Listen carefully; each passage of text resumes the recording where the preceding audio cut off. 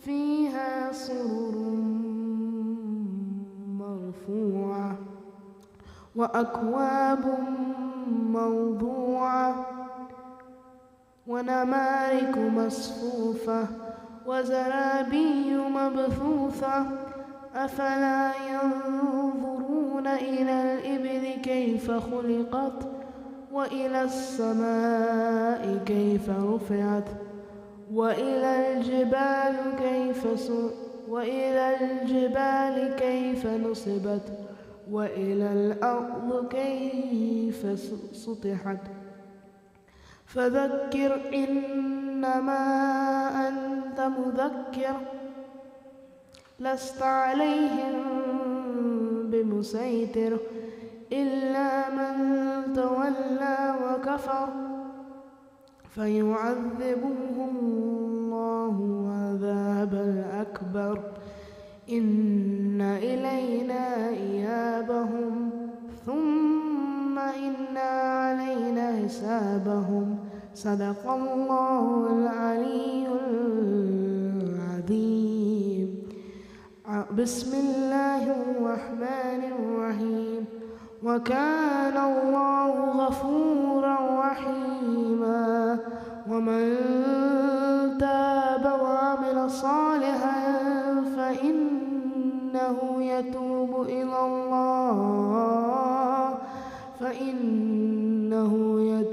إلى الله متابا.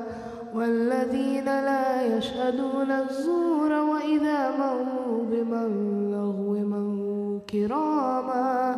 والذين إذا ذكروا بآيات ربهم لم يخروا عليها صما وعميانا. صدق الله العلي العظيم.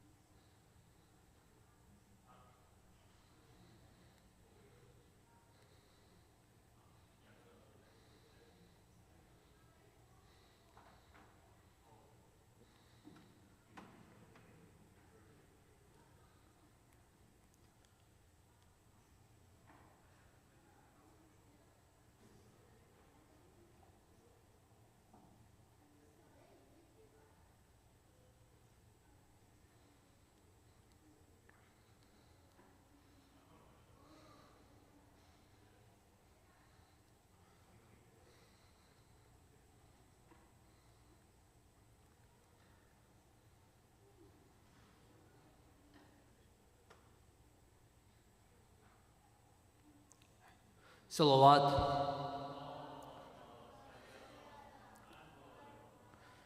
Bismillahirrahmanirrahim.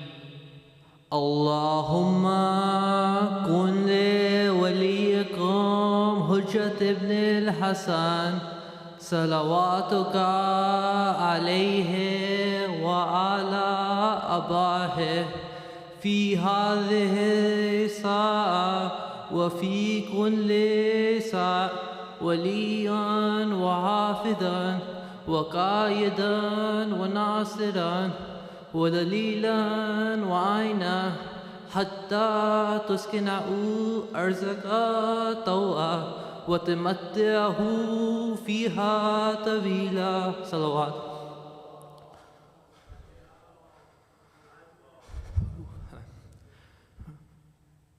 Bismillahirrahmanirrahim. Assalamu alayka ya Aba Abdullah. Assalamu alayka ya ibn Rasulillah.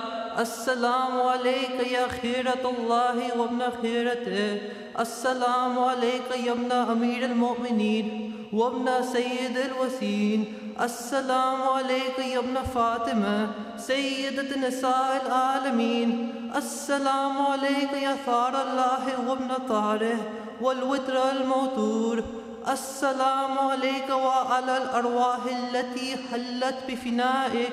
عليكم مني جميعا سلام الله أبدا ما بقيت وبقي الليل والنهار. يا أبا عبد الله لقد أزمت الرزية وجلت وأزمت المصيبة بك علينا وعلى جميع أهل الإسلام. وجلت وأزمت مصيبة في السماوات على جميع أهل السماوات. فلعن الله أمة أسست أساس الظلم والجور عليكم أهل البيت.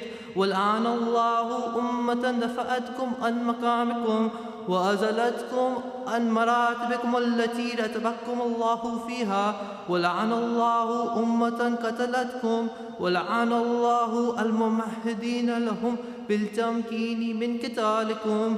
برأيت لله وإليكم منهم ومن أشيائهم وأتباعهم وأوليائه. يا أبا عبد الله إني سلم لمن سالمكم وحرب لمن حاربكم إلى يوم القيامة. ولعن الله على زياد وعلى مروان. ولعن الله بني أمية كاتبته. ولعن الله ابن مرجانة. ولعن الله عمر بن سعد. ولعن الله الشمرة. ولعن الله أمة أسرجت وألجمت وتنكبت لقتالك. بأبي أنت وأمي لقد أذوم مصابي بك. فأسأل الله الذي أكرم مقامك وأكرمني بك أن يرزقني طلب ثارك مع إمام منصور من أهل البيت محمد صلى الله عليه وآله. اللهم اجعلني عندك وجيها بالحسين عليه السلام في الدنيا والآخرة.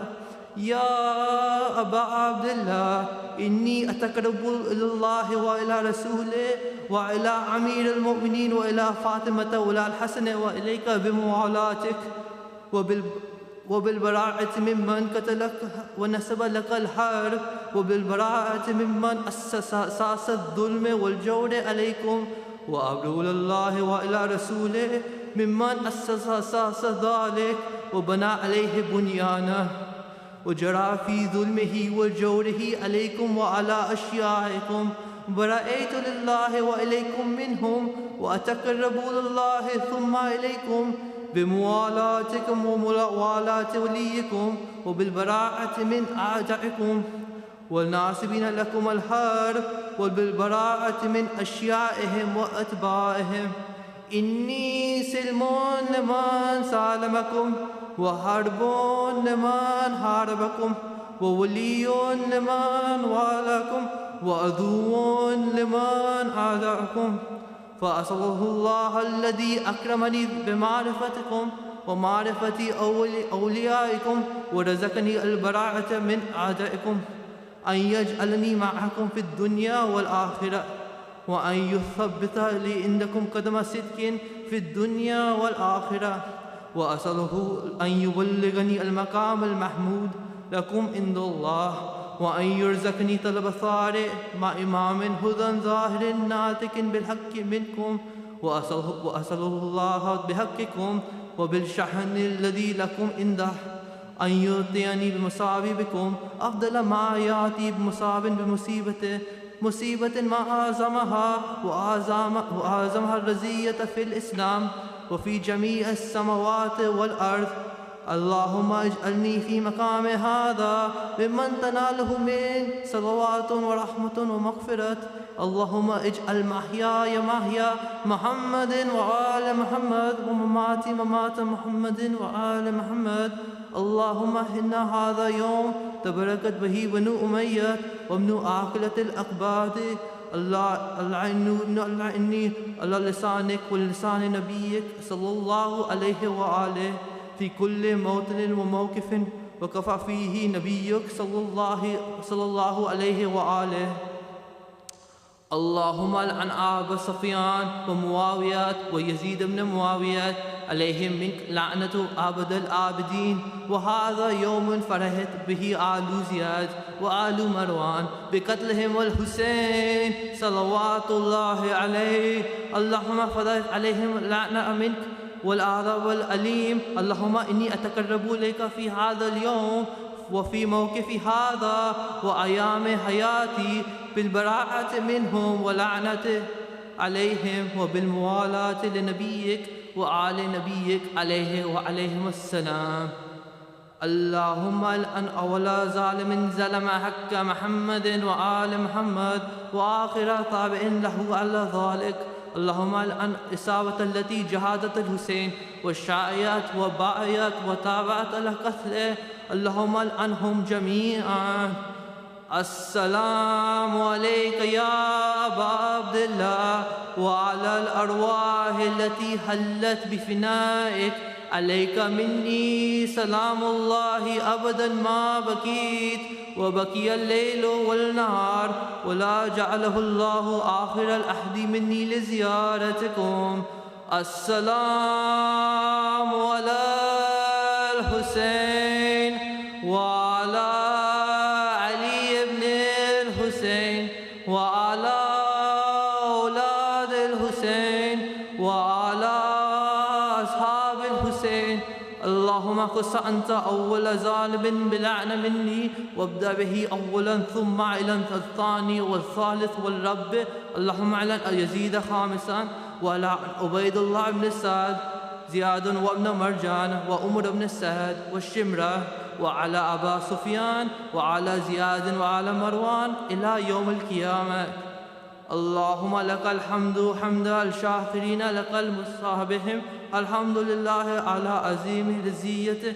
اللهم ارزقني شفاعة الحسين يوم الورود وثبت لي قدم صدق عندك مع الحسين وأصحاب الحسين الذين بذلوا مهجهم دون الحسين عليه السلام. صلوات.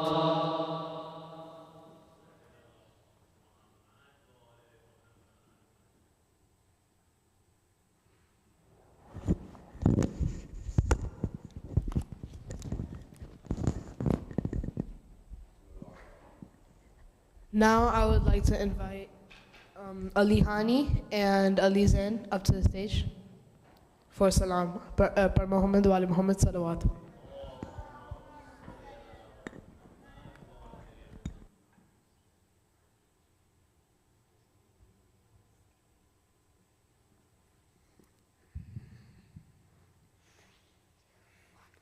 When the hot sun set on Ashra, bodies lay scattered in Karbala. Did they have no shame? Ahlul Bayt were slain. Zainab lamented to Fatima, oh dearest mother, Ya Fatima, look what has happened in Karbala.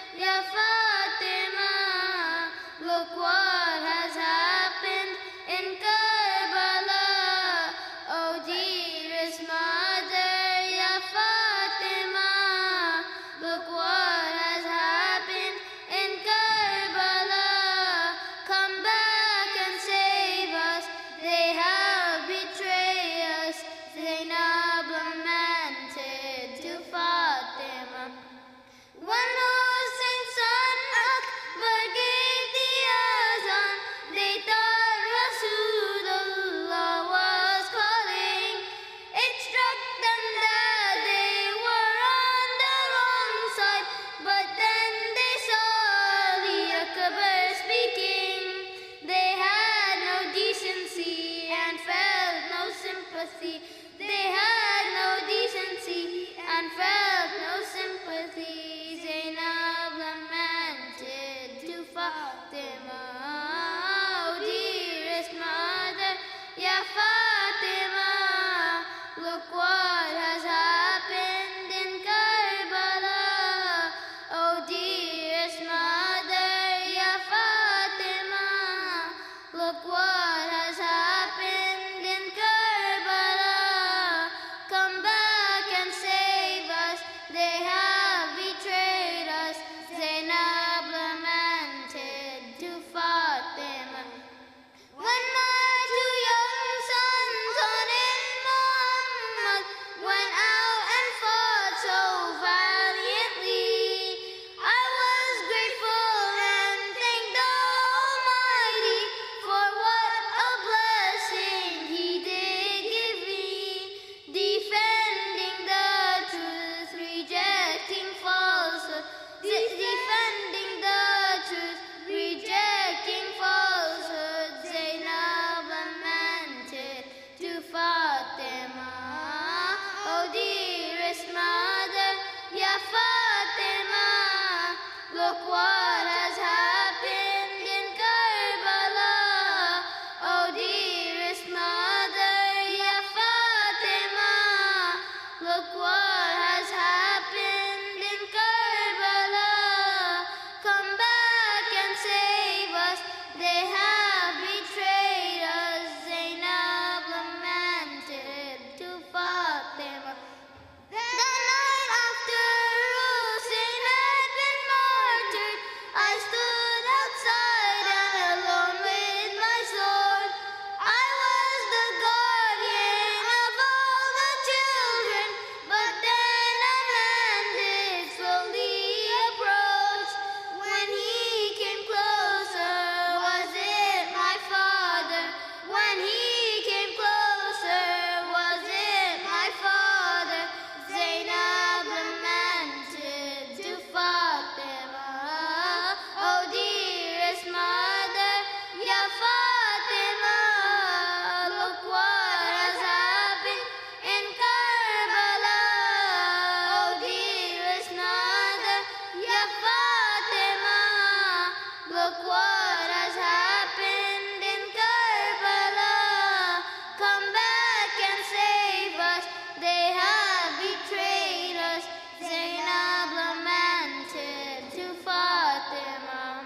When your great-grandson will reappear, he will remember Rasulullah.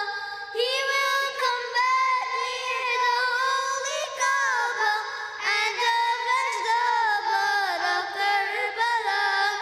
Salam on you, son, the holy 12th one. Salam on you, son, the holy 12th one. Zainab lamented to Fatima, oh dearest mother, Ya Fatima, look what has happened in Karbala. Oh dearest mother, Ya Fatima, look what has happened in Karbala. Come back and save us, they have betrayed us. Zainab lamented to Fatima. Salawat.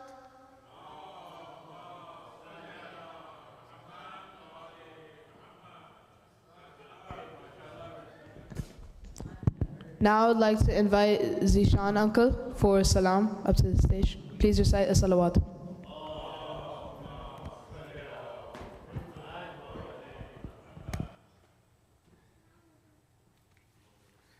Salawat. Allahumma salli ala Muhammad wa ali Muhammad.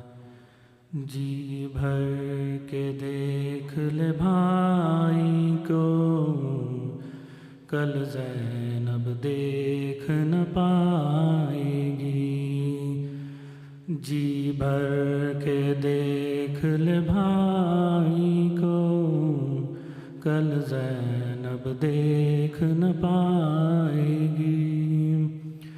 کل امت تیرے نانا کی، کل امت تیرے نانا کی شبیر کا خون بہائے گی، جی بھر کے دیکھ لے بھائی کو، کل زینب دیکھ نہ پائے گی۔ نازوں سے جس کو زہرا نے پالا تھا مارا جائے گا، حلقوں پہ تیرے بھائی کے کل شمر خنجر چلائے گا، تو 70 قدم پر اے زینب، تو 70 قدم پر اے زینب، ماتم کرتی رہ جائے گی، جی بھر کے دیکھ لے بھائی کو، کل زینب دیکھ نہ پائے گی۔ ٹکڑوں میں بٹ کے ابن حسن اسلام پہ وار جائیں گے، فروا کی گود کے پالے بھی مقتل میں مار جائیں گے، شبیر کے پیاسے اصغر کا، شبیر کے پیاسے اصغر کا تقدیر سوگ منائے گی، جی بھر کے دیکھ لے بھائی کو، کل زینب دیکھ نہ پائے گی۔ ناطق قرآن کے پاروں پر گھوڑے دوڑائے جائیں گے، اسباب بھی لوٹا جائے گا، خیمے بھی جلائے جائیں گے، تطہیر کی وارث تیری رضا، تطہیر کی وارث تیری رضا، نیزے سے اتاری جائے گی، جی بھر کے دیکھ لے بھائی کو، کل زینب دیکھ نہ پائے گی۔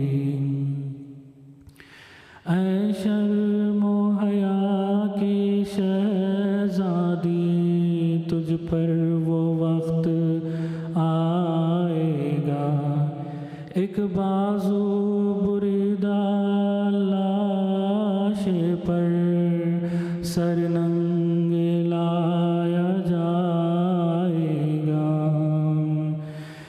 بے پردگی تیری غازی کے، بے پردگی تیرے غازی کے، لاش پہ قیامت ڈھائے گی، جی بھر کے دیکھ لے بھائی کو، کل زینب دیکھ نہ پائے گی، جی بھر کے دیکھ لے بھائی کو، کل زینب دیکھ نہ پائے گی، کل امت تیرے نانا کی، کل امت تیرے نانا کی شبیر کا خون بہائے گی، شبیر کا خون بہائے گی۔ سلام اللہ۔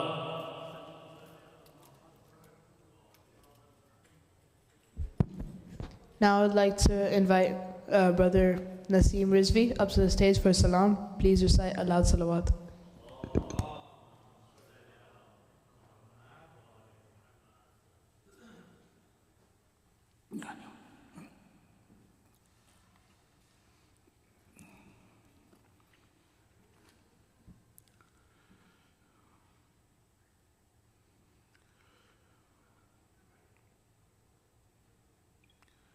بر محمد و آل محمد صلوات اللہم صلی اللہ.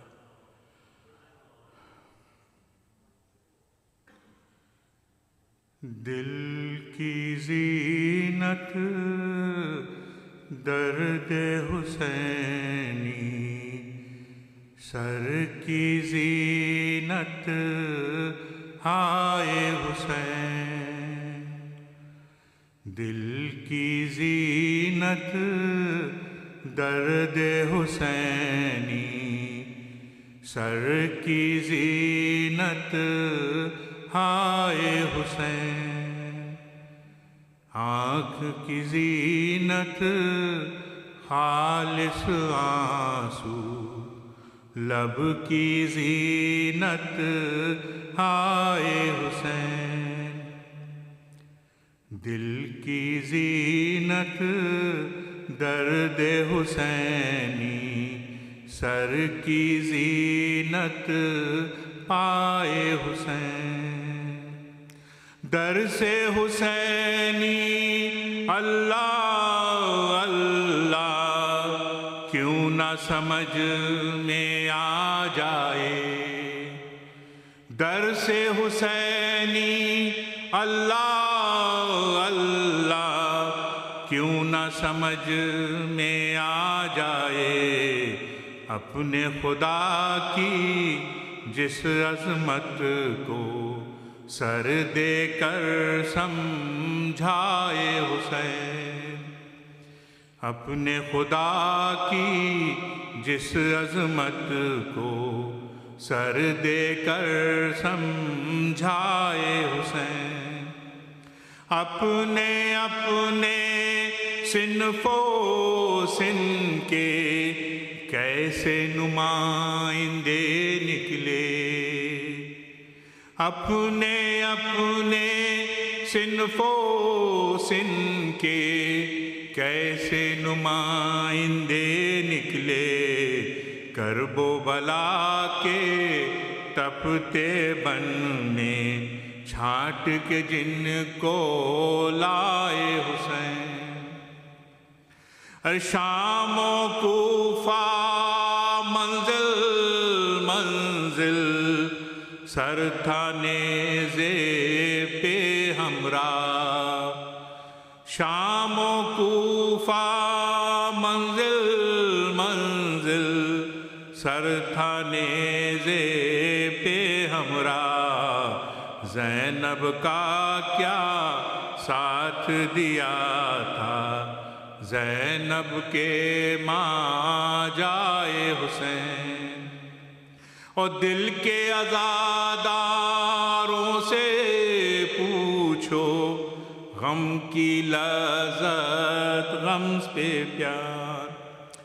دل کے عزاداروں سے پوچھو، غم کی لذت غم پر ناز. سب کو دعوت ہر دم چرچا، گھر میں ہمارے آئے حسین.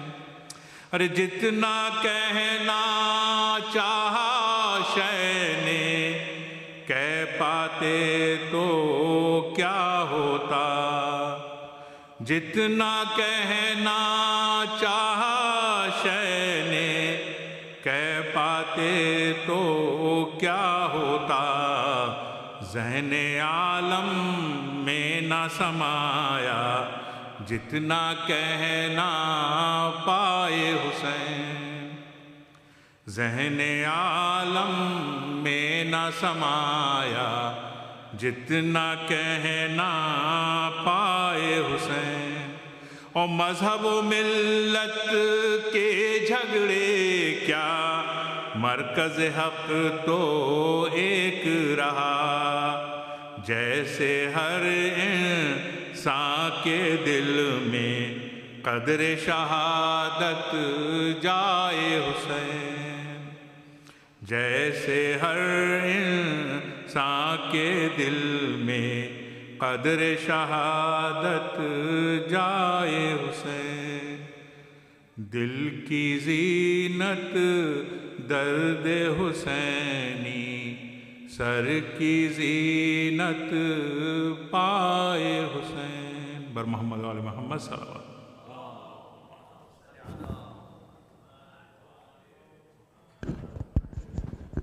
For the reciters of Holy Quran, Ziyarat Ashura, and Salam, please recite a loud salawat.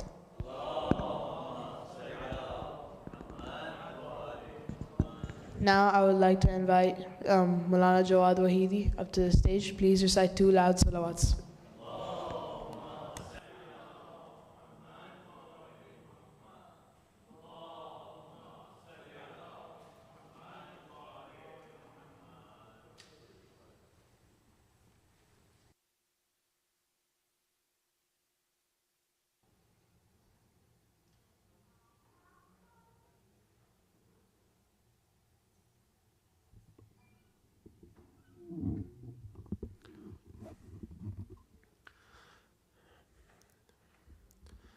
For the hastening of the reappearance of our Master Imam al-As alayhi salatu wasalam, recite a loud salawat, please. Before I begin, I would like to thank all our volunteers, our AV room volunteers, kitchen, parking lot, ladies, and the Niyas side, the chai part. May Allah bless them. Without their help, none of us could sit down here comfortably listening to Majalis. Please recite a loud salawat for their health and their family's health. Allahumma salli.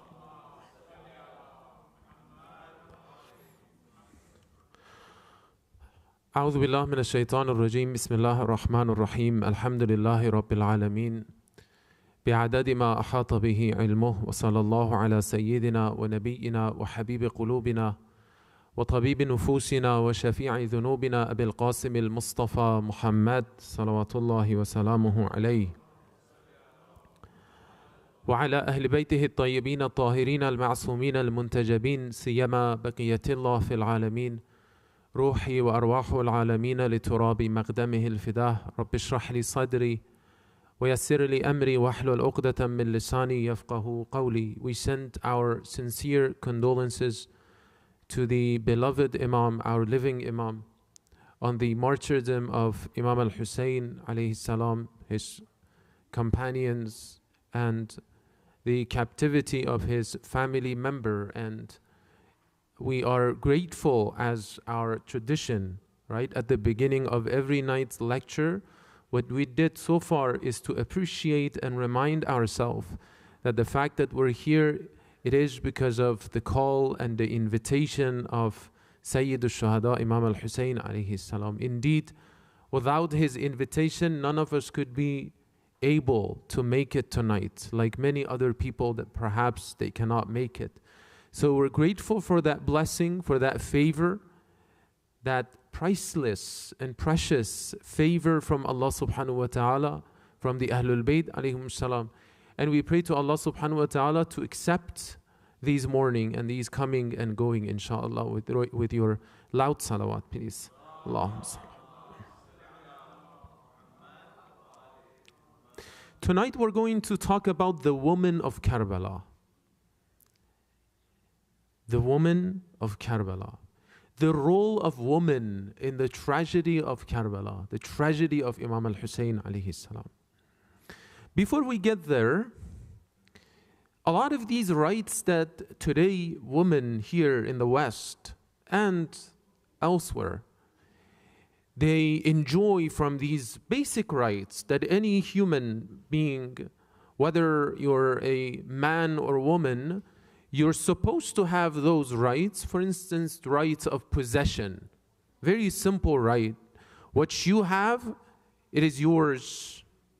This right was given in the West to women in the 19th century. very recently. The right of voting, the same. Not that long ago, we have given this right to the woman. And many other rights. The nobility of woman was not preserved in cultures. It doesn't matter which culture, obviously. And prior to Islam, we know what was the condition of women in that region. And it wasn't only for that region, that wasn't a problem only for Arabs. Elsewhere, when you read history, you'll see how they used to treat women. As I said, just recently, if you look back a century ago, there are rights that women, they didn't have, that you just get shocked, like amazed and astonished that how come those people, they couldn't give these basic rights to women? Perhaps they couldn't think and understand that women are a human being like men.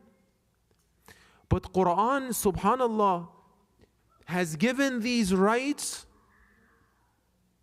over 1,000 years ago. Quran came with this message that there is no difference between woman and man. As long as you're a believer, as long as you commit or you do righteous deeds, ذكر أو أنثى وهو مؤمن فلنحيينه حياة طيبة. As long as you're good, you're doing good, you're a believer, it doesn't matter whether you're a man or woman, you will get حياة طيبة, a life that it is eternal, a good life, right? A good life. Quran comes and criticizes the culture of Arab pre-Islam, that you're abusing your daughters, your women. Quran comes and recite masa'ib for those daughters. بِأَيِّ ذَنْبٍ قُتِلَتْ. Right? For what sin you have killed them? For what sin? Quran comes and criticizes. And this surah was revealed in Mecca, not even in Medina, to say that, oh, in Medina, Rasulullah sallallahu alaihi wasallam had power. As a result, now he can criticize the culture. No, these surahs were revealed in Mecca, when Rasulullah and Muslims didn't have any resources, any power. They didn't have any power. So Quran comes and criticizes. Not only that, Quran comes and give the right of possession to women, the right of marriage to women. Right of marriage. One day, a lady was in rush. He just jumped into the room of Rasulullah sallallahu alaihi wasallam and said to him that, Ya Rasulullah, I have a complaint. I have a problem. He said, what is the problem? He said, my father wanted me to marry my cousin. What do you say? Rasulullah sallallahu alaihi wasallam, in that culture, brothers and sisters, it's very difficult to change culture. It's very sensitive. A culture that was practiced by those people for thousands of years, perhaps, hundreds of years, perhaps. She said, but I don't want to marry him. Rasulullah sallallahu alaihi wasallam said to her that as long as you don't have consent, this marriage cannot happen. And then she said, I actually like that boy. I actually like my man, my future husband, my cousin.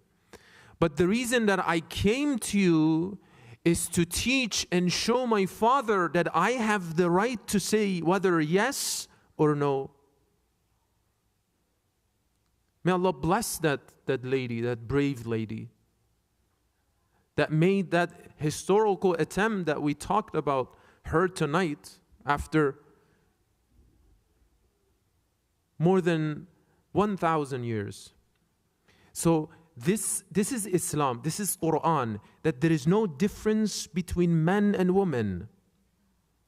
When it comes to rights, of course, because men and women, they have different roles. As a result, you have different tasks. You have different responsibilities. But when it comes to being a human being, there is no difference. When it comes to dignity, there is no difference. There are, in fact, more responsibilities upon men's shoulders. Men, they have more responsibility. Quran knows that women are sensitive, more, they have pure feelings.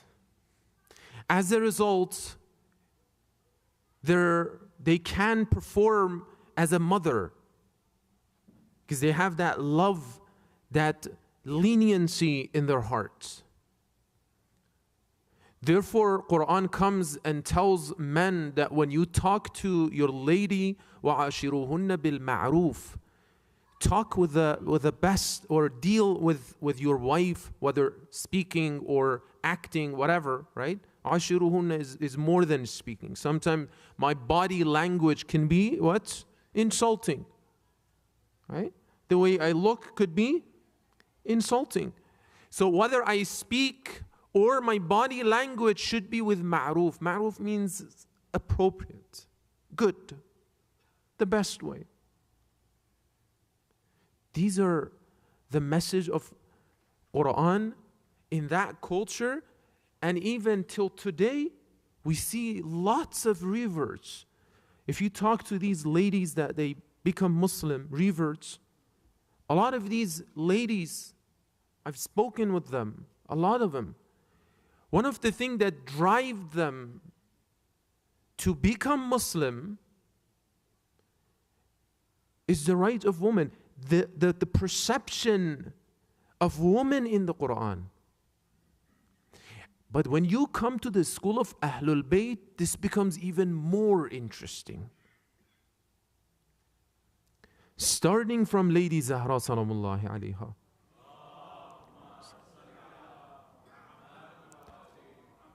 That this position was given to a lady that no man could possess in that society.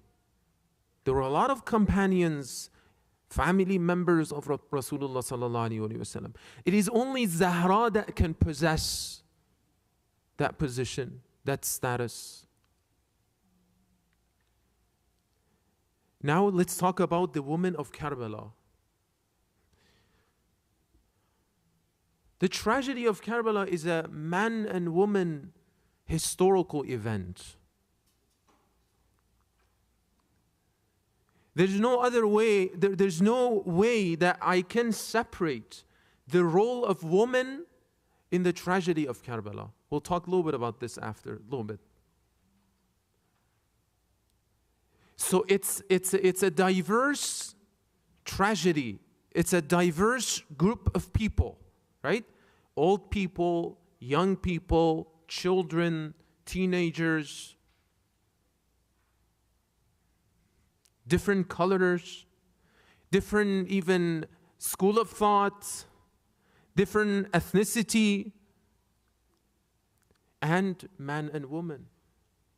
The fact that Imam al-Hussein alayhi salatu wasalam brought his family, because he knew that they have a role in this. They have a role in this. So when you examine the role of women in this tragedy, you can look to this discussion through different angles. If you look at this tragedy like prior to Karbala, during Ashura, and then post Ashura, there are many women that they had role. Even till today. The woman who writes about Imam al-Hussein, the woman who recites about Imam al-Hussein, the woman who established the programs or aza of Imam al-Hussein, all these women, they have role in the tragedy of Karbala to keep the name of Hussein alive. But if you focus only on that historical event, they said some historian counted around like 36 women. We will name some of them, inshallah. Around 36 women that they had significant role in the tragedy of Karbala in Ashura. That's one way of looking. Another way of looking at this is asking this question. Imagine if there was no woman, what would happen? For a moment, if we didn't have any ladies or women in Karbala, what would happen? Could we even perhaps know about Imam al-Hussein and his tragedy?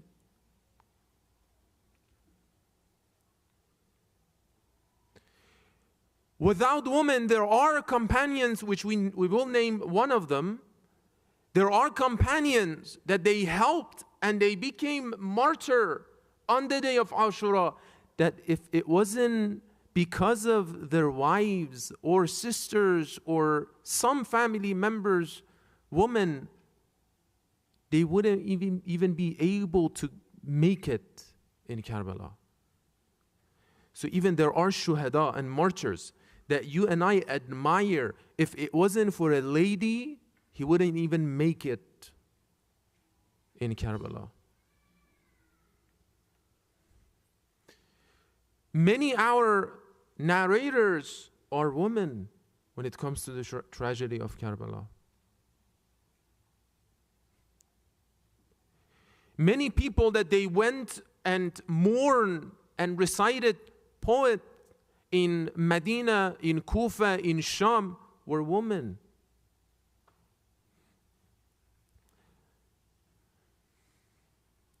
At that time, brothers and sisters, mourning for Abu Abdullah was a form of protest. We mentioned this before.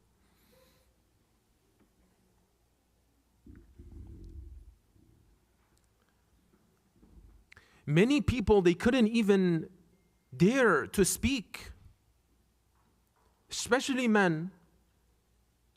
So in this climate, in this environment, there are women who comes out and recite the poetries about Imam al-Hussein alayhi salam. This is huge. This is not a small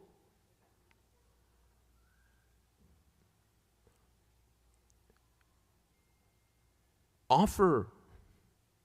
This is not something that we can ignore. So if it wasn't for women in Karbala, perhaps you and I couldn't even sit here and know about what had happened on the day of Ashura to Abu Abdullah Imam al-Hussein alayhi salatu wasalam. Now, in order to appreciate, because this is what we usually don't do on Mimbar, sometimes we have to do. I'm going to name some of the women in Karbala. As I said, those women that directly helped the cause of Hussein alayhi salam on the day of Ashura, a little bit before, a little bit after, in that historical context time.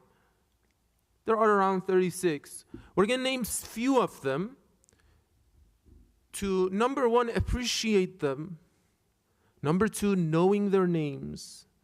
Number three, to find inspiration. This is for ladies and men, brothers and sisters. To find inspiration through these ladies that we usually don't, some of them, we usually don't remember and mention their name. Recite aloud salawat, please.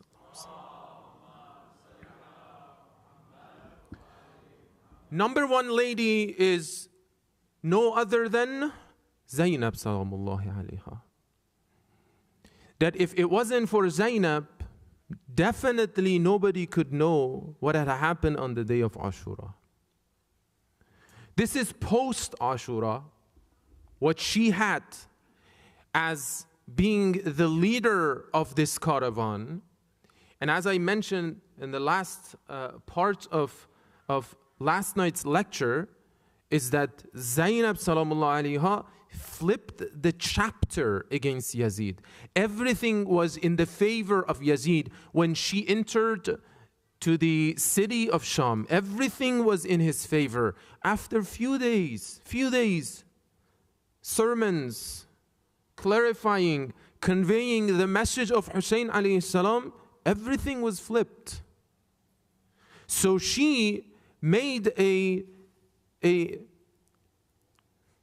scenario that she was supposed to be, God forbid, na'udhu billah, the loser. She made it to be a success against the tyranny of her time without having any resources. We mentioned this, we talked about this. So this is her leadership, which shows that women can be leaders.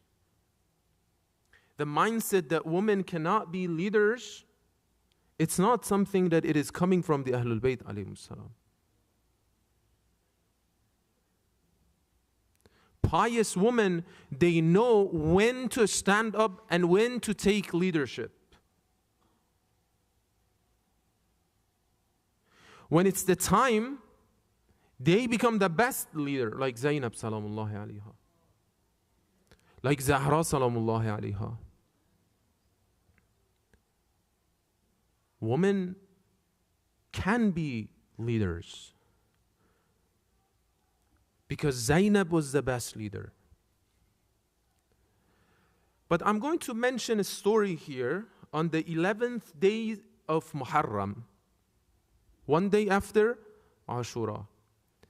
Imagine this is Imam Sajjad, he's somewhat ill still. And perhaps he cannot walk, I don't know. Definitely during the day of Ashura, he couldn't walk. He would faint over and over again. That's what we know. How much he had improved on the 11th of Muharram, which one day after Ashura, we don't know that. But we know that he was not feeling well. So he's seeing the body of Imam al-Hussein, the beheaded body of Imam al-Hussein. He's seeing the body of other shuhada, Abbas, Aliyun al-Akbar, Aliyun al-Asghar, other shuhada. And he has seen what they have done the night before, Eve of Ashura. So he's extremely vulnerable, Imam Sajjad alayhi salam. Extremely vulnerable. And this is an imam, brothers and sisters. When Zainab saw Imam al-Hussein, Imam Sajjad alayhi salatu wasalam in this condition, recite the loud salat, please.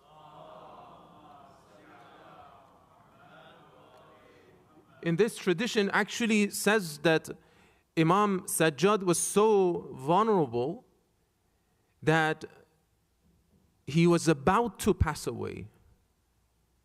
His heart was about to stop beating. And then Zainab Salamullah alayha approached and said, "Why do I see you in this state, O remainder of my grandfather and brothers?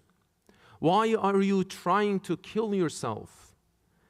Then she consoled him and recounted this hadith that Ayman narrated to Zainab Salamullah alayha. Zainab here, and even prior to Karbala, she is an alima. One of the hadith, perhaps the first tradition that she narrated to Ibn Abbas, according to that account, is the sermon of Fadak. So it's a long sermon, and Zainab perhaps was around 9 years old, a little bit perhaps less than that Zahra Salamullah alayha delivered that sermon in the masjid of Rasulullah sallallahu alayhi wa sallam in Medina.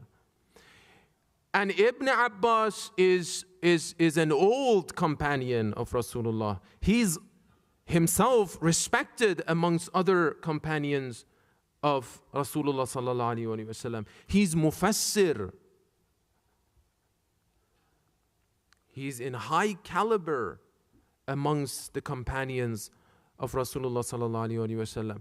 But yet, this is Zainab, a perhaps 9-year-old, 8-year-old daughter and girl is narrating a hadith to Ibn Abbas. And this is what she is remembering and mentioning this hadith, reciting this hadith to Imam Sajjad.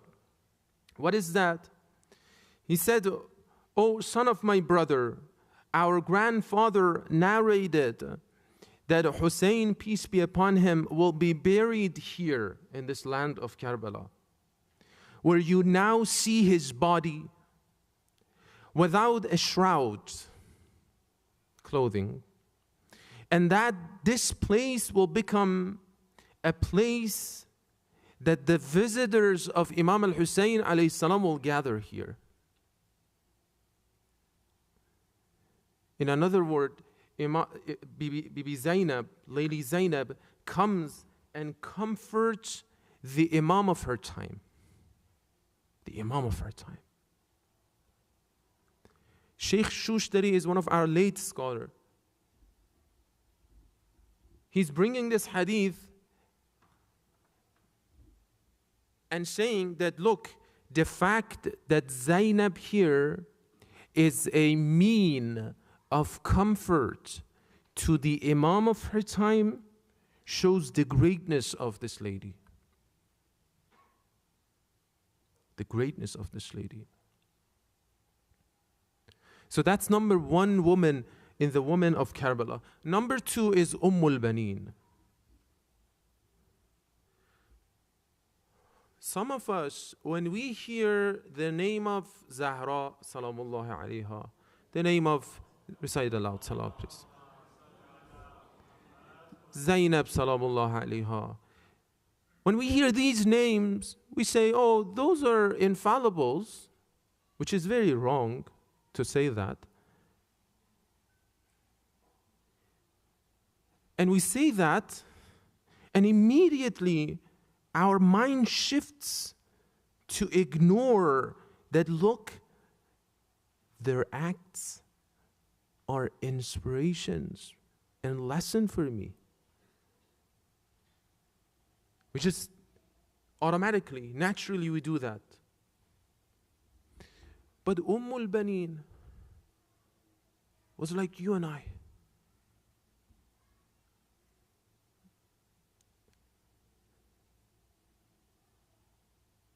But her ma'rifah and her knowledge is nowhere to be found. Subhanallah. Is an example, Baneen. I'm not used to say these things, but in some culture, they recite Surah Hamd and they gift it to Baneen.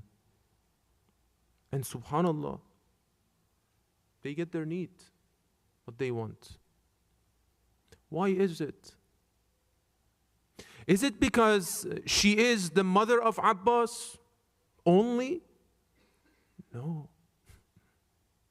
Wallah, no. Her ma'rifah, her knowledge. All the men that used to live in that time, they were cowards. They were hidden in the rooms. Who was outside talking about Imam al-Hussein? Baneen.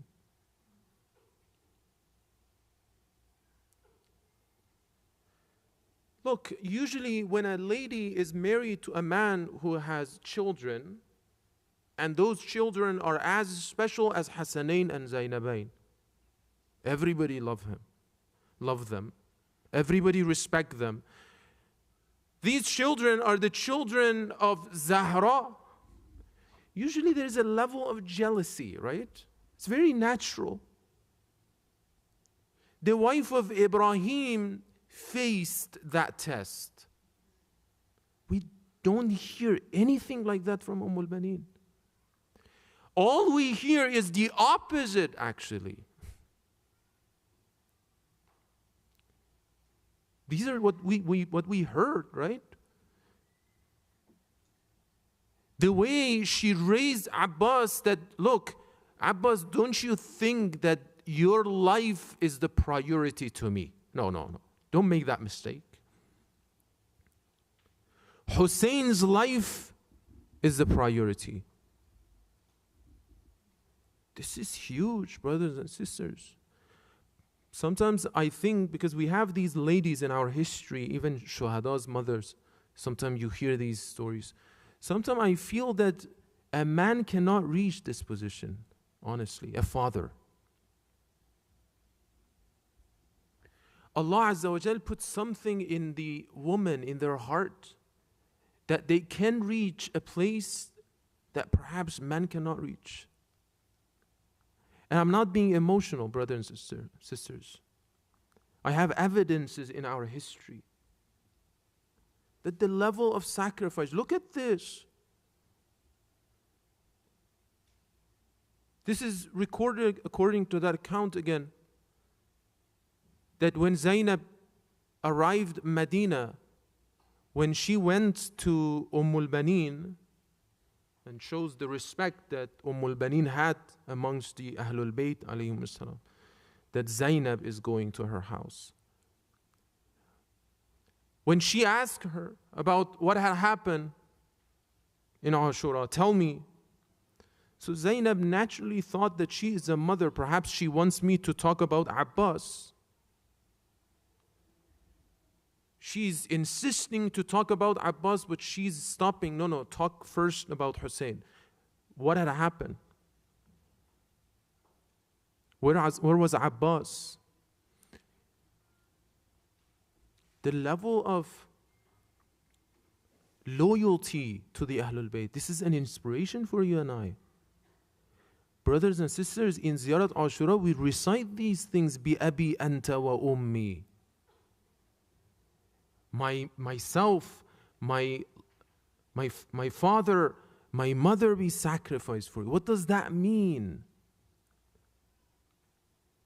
When I hear the masa'ib of Ali al-Asghar, if I have an infant, am I ready to sacrifice my son, my infant, to save Ali Asghar's life? Very difficult call. Very difficult call. And it's good actually for fathers and mothers, when you hear the masa'ib, just sometimes think about this happened to your child. How would you feel? For al-Banin, she internalized this level of faith. For her, the Imam of the time is the priority. Subhanallah. She used to go out in Medina and recite, and she was a very eloquent lady. She would recite poetries, beautiful poetries about Imam al-Hussein alayhi salam. So beautiful, so profound, that automatically people will be around her and cry and shed tears over these poetries.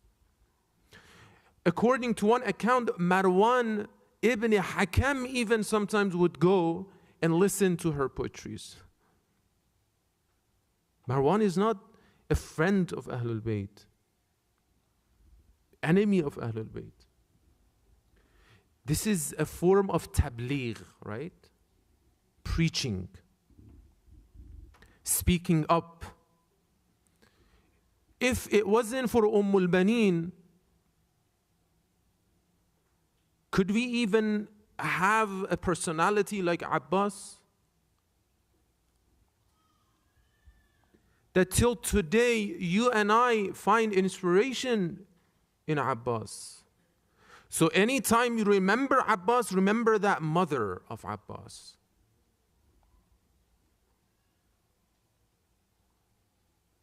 Anytime you find the etiquette and adab and loyalty and bravery and courage of Abbas, remember who was his mother? Baneen. This is how we appreciate. This is how we find inspiration in the legacy of Imam al-Hussein alayhi salam. This is how progressive Karbala is.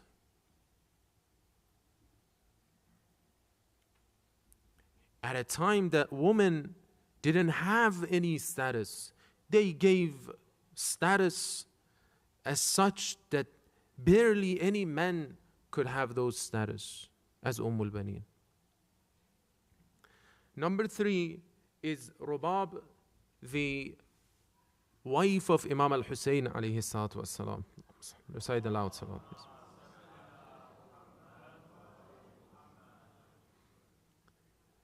Mother of Shaheed, wife of Shaheed. You don't hear any complaint from Rubab.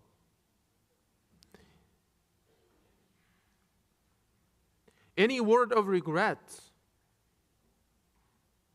Don't say that, oh, it's not recorded. No, actually, there are enemies, not one, good number of enemies of Ahlul Bayt who are the reporters of Karbala. Like, they were there to record reports. Nothing negative from Rubab. Ask any mother, how would you feel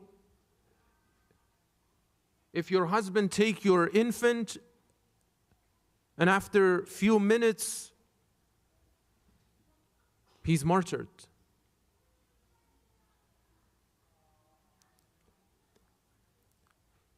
On the way from Karbala to Kufa, from Kufa to Sham, she's the one who's speaking with people. She was the one who is enduring the hardships and difficulties. She's the one, brothers and sisters, this is astonishing to me all the time. Anytime I remember that there is an account saying that when they brought these captives, she didn't know, this reporter, this narrator didn't know who are these guys, who are these people, right? So the reporter is saying that I saw a group of people in the clothes of captives, but the way they walk, it's like prince and princess. They look like captive, but the way they walk is like king and queen. These are the women of Karbala. And the love of Imam al-Hussein, according to this poetry that attributed to Imam al-Hussein alayhi salam, is beautiful. And I want to read this with your loud salawat, please.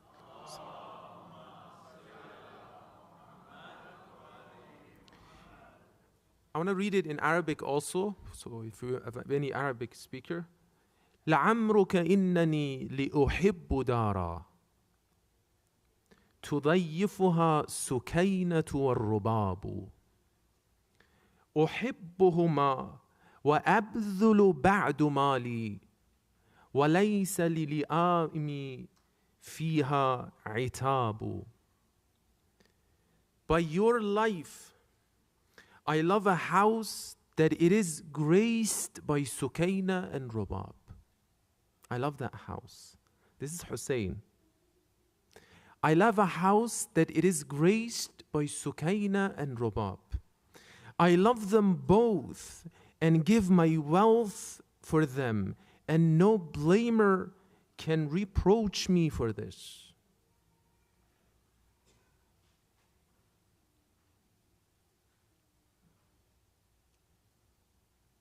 When I wrote this here in my note, I didn't think about this point. But this is how Ahlul Bayt used to show affection toward their wives. It's one of the incidents. That I love you so much that I cannot think of this house without you. And I do whatever it takes to keep you in this house. This is Rubab. Number 4, the woman of Bani Hashim. Recite aloud salawat, please. Obviously, in the women of Bani Hashim, there are many women. But one thing they did collectively, which the women of Medina did it too, is that their mourning style was such that it exposed the stories of Karbala. I'm going to read 2 narrations. Number 1 is from Imam al-Sadiq alayhi salatu wasalam in Kamil al-Ziyarat. None of our women applied henna, used oil, coal, or combed their hair until the head of Ubaidullah ibn Ziyad was brought to us. Even after that, we were always in the state of mourning. So imagine something happened in Karbala, and there are people that mostly they don't know, sometimes they don't care about Ahlul Bayt alayhimus salam. Some of them, they know who are these people that they were killed in Ashura in Karbala. And then there are groups of women in a specific time, specific location, they go and do certain type of mourning. Wouldn't that raise this question to those people that they see this, that why these guys are doing this?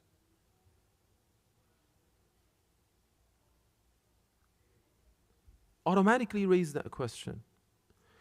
That's where they come and speak about the tragedy of Karbala.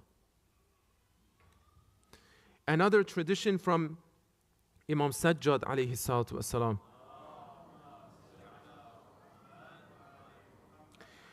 When Imam al-Hussein alayhi salam was martyred, the women of Bani Hashim wore black and rough clothing and did not complain of any heat or cold.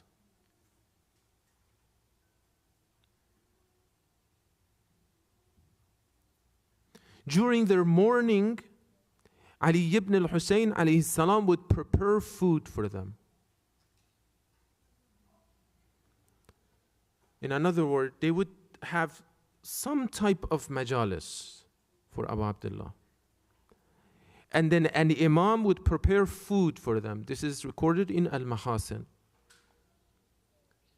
Prepare food for them. Sukayna, the daughter of Imam al-Hussein alayhi salam, another lady.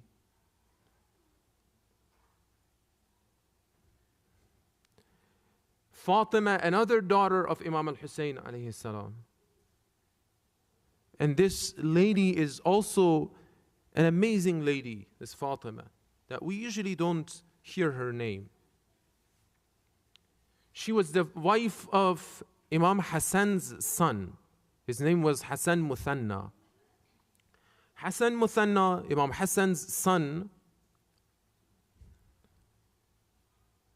wanted to marry Fatima, the daughter of Imam al-Hussein, his cousin. When Imam al-Hussein married his daughter to Hassan Muthanna, he told Hassan that, look, this daughter of mine is her appearance and the way she acts and she behaves is resemble my mother Zahra salamullah alayha the most amongst other daughters. Hassan Muthanna was actually on the day of Ashura amongst the companion of Imam al-Hussein alayhi salam. But interestingly, when he felt on the ground, he fainted. And the enemy thought that he's dead. And later on, when the enemy found the body of Hassan, there are family members, his relatives were in that location. They didn't let him to be killed by the enemy. So as a result, he actually lived after Karbala, after Ashura. Perhaps he's the only companion that at least I know that was participating on the day of Ashura, fighting against Yazid and his army, alongside with Imam al-Hussein alayhi salatu wasalam, yet he survived. Perhaps this is the only soldier of Imam al-Hussein alayhi salatu wasalam that was survived. Another Fatima was the daughter of Amirul Mu'mineen alayhi salatu wasalam. Recite the loud salam. That even her husband was amongst the shuhada and martyrs of Karbala, Abu Sa'id, son of Aqil. Another lady is Wahab. Wahab was an amazing lady that she not only sent, and there are two types of story about Wahab, right? And this is from At-Tabari. And other resources mention this story too.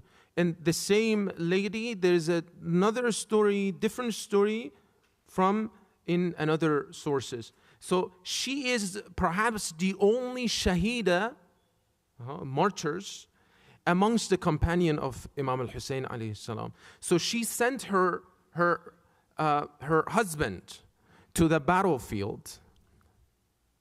And as her husband is going, she does not let go her husband, not because she wants to keep her husband, because she want to go with her husband also.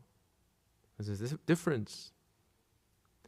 She's not stopping her husband. She wants to go to the battlefield, and then her husband obviously helped her, calm her down, brought her back to the tent. Her husband was martyred. As soon as she heard that her husband is martyred, she ran and she approached her husband's body, and obviously Shimr, per that famous story, Shimr ordered his servant to martyr and kill Wahab. So Wahab became a shahida and martyr amongst other the shuhada of Karbala. Another lady, which is an amazing, beautiful story, is Dulham, the wife of Zuhair. Zuhair, according to an account, he was Uthmani madhab. I don't know whether we have still Uthmani madhab still.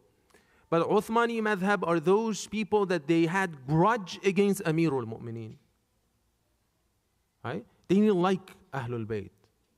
After people in Medina killed and assassinated Uthman, they obviously, through the propaganda that was spread, thought that Amirul Mu'mineen assassinated Uthman. As a result, they kept grudge against Amirul Mu'mineen. One of the reasons. So Zuhair is one of them. And listen to this story because it shows how Allah guides people. If Allah wants people to guide them, this is how Allah does. So Zuhair is a businessman. So he has caravan. He's taking goods from this city to another city and sell them. Luckily, Zuhair's caravan is meeting Imam al-Hussein alayhi salatu wasalam's caravan as Imam is going from Mecca to Karbala. At some point, they have some connection here, right? They connect these two caravans. Imam al-Hussein alayhi salam sent a messenger to Zuhair to say, "O Zuhair, come because Hussein is calling you." He didn't respond. He didn't care. Second time. The third time, his wife talked to him. How dare you, the grandson of Rasulullah, the son of Zahra, is calling you and you're ignoring this call. How dare you? Zuhair changed his mind. He said, I'm going to try. He went to the tent of Abu Abdullah. I don't know how long he stayed. I don't know what Imam al-Hussein alayhi salam said to Zuhair. He's an international, you can say, businessman. Lots of things and wealth and possessions he has. So detaching from that, not that easy. For us, khums becomes difficult.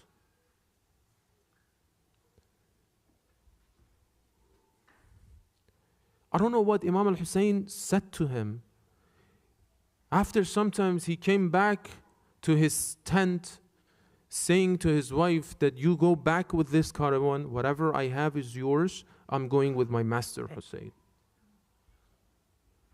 This is what I said at the beginning. If it wasn't for certain ladies, perhaps Zuhair couldn't even make it. May Allah bless those wives that they help their husbands to remain steadfast in their faith. May Allah guide them. May Allah bless them. And the last lady I'm going to mention is this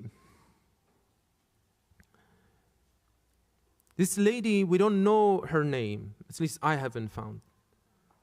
She's the husband of a martyr. She's the wife of a martyr. And she also is a mother of a martyr. So here's that story. That first she sent her husband, she encouraged her husband to go. So her husband went, became martyr, brought the news, and then she's sending her son that in the absence of your father, now it's your turn that you're supposed to go and ask permission to go to the battlefield. I don't know how many of you heard this Amiri Hussein wa ni'mal Amir, right? Sometimes they use this in poetry.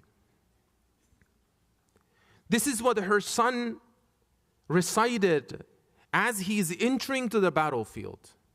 He's not mentioning his name, so he's going to seek permission from Abu Abdullah. Of course, he's not going to give permission.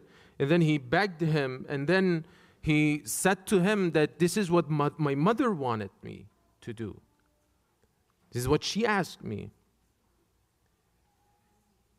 So when he enters to the battlefield, usually Arab, they would recite some statement, powerful statement, and mainly to introduce themselves and to tell that how courageous and brave they are and what is the value that they're fighting for and so on. But all he's saying is about Imam al-Hussein alayhi salam, this young man. Amiri Hussein wa ni'mal Amir. It starts with this, that my king is Hussein, and such a good king. Such a good king. This young man was raised by a lady who taught him that in the path of Hussein, there has to be selflessness. You don't look for names. You have to be selfless.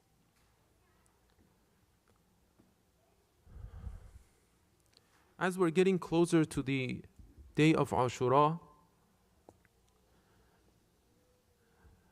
perhaps most masa'ib, when we recite, we usually hear the name of Zainab, salamullahi alayha. Her name is all over Karbala and Ashura.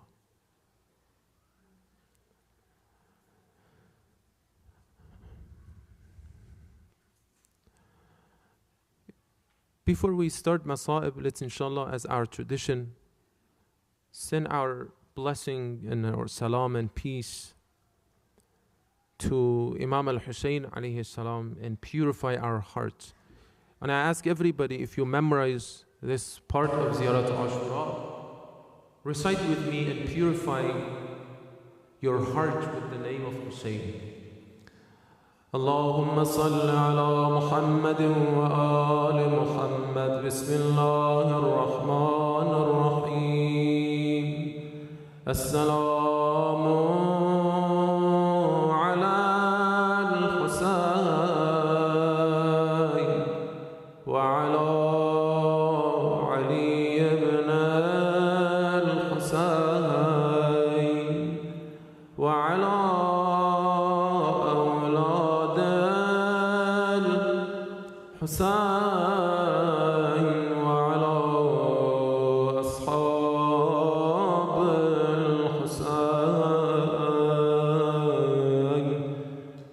Ashura night,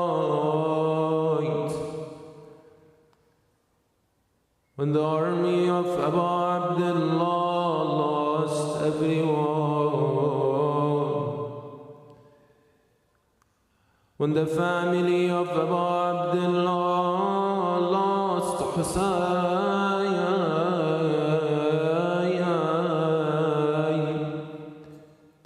as the last man amongst them, the only protector and defender of the Ahlul Bayt. This is Zainab,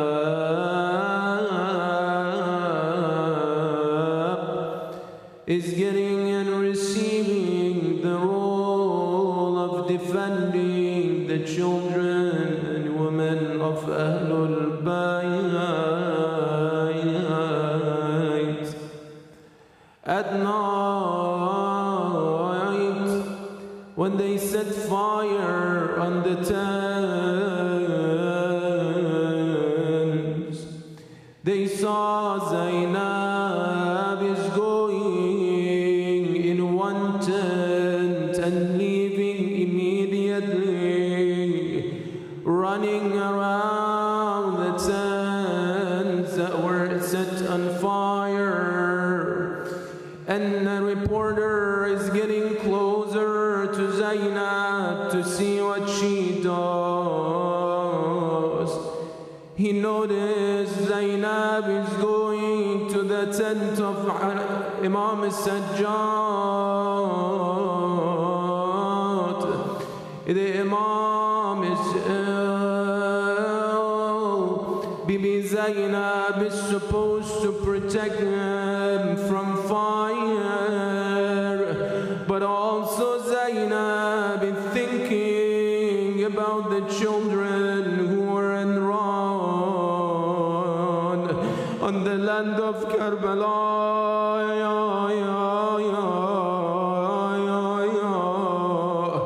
Zainab just lost her children, her brothers, her family members, but she had no time to mourn and shed tears. All she does is to protect others. According to one account, Zainab is searching on the land of Karbala. She lost 2 children. She counted the children. She cannot find these 2 remaining children. She's searching around the tents that are in fire. After some time, she looked behind a bush. She found 2 girls are hugging one another. As soon as Zainab tried to hold them, lift them up, but the girls are not breathing. But perhaps one of the most difficult part of Masa'ib of Bibi Zainab is at the time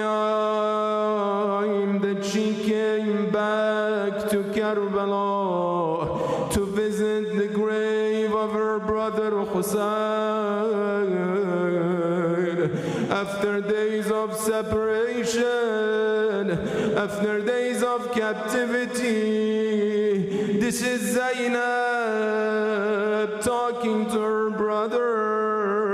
According to one account, Ja'far reached Karbala searching for Zainab, looking around, but cannot find his wife Zainab, asking people, who is Zainab?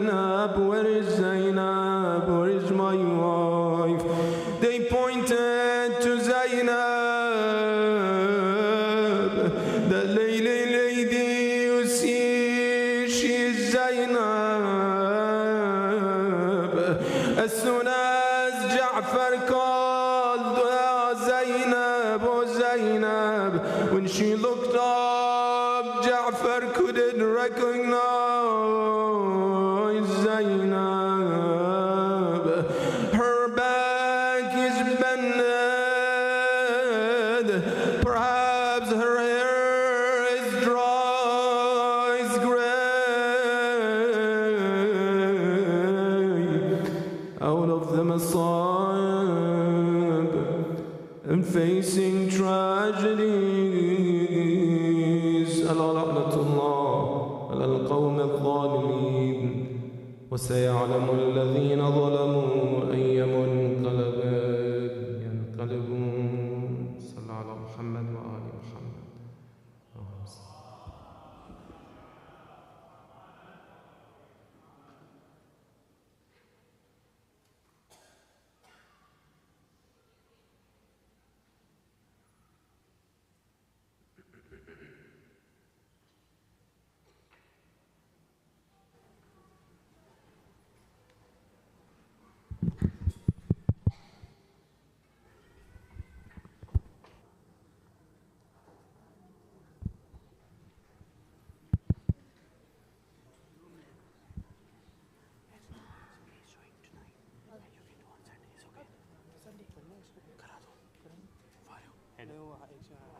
No, it's okay. Heather do it on Sunday. It's okay.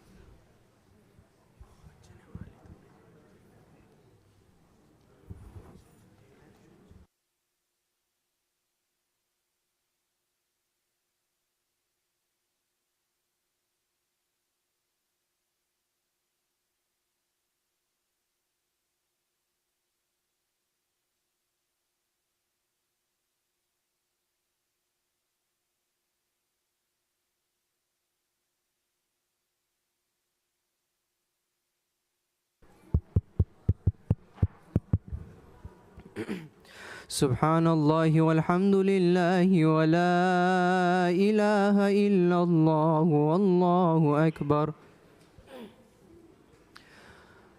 الله أكبر الله